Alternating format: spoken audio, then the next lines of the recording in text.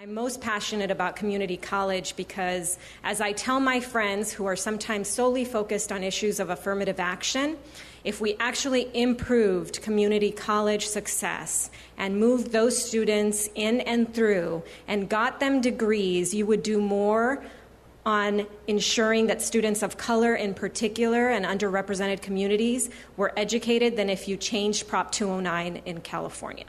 I would argue that equity remains a high priority for the states today, at least in the minds of the policymakers. The dilemma is that it's a high priority, but it is not the highest priority. Currently, for all practical purposes, there is one priority, and it is survival in the current economic environment. And it has pushed everything. So the fact that equity is a high priority means, in essence, it's not a priority at all.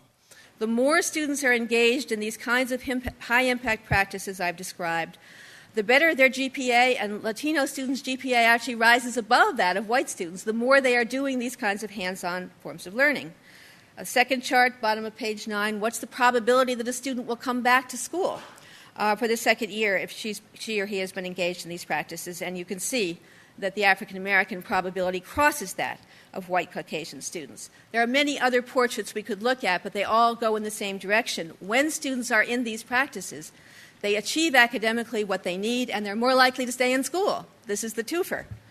Then there's the bad news. Who's actually in these practices on our campuses? Everywhere, a minority of students, and everywhere, these are most commonly experienced by second-generation students. Our first-generation students are not there.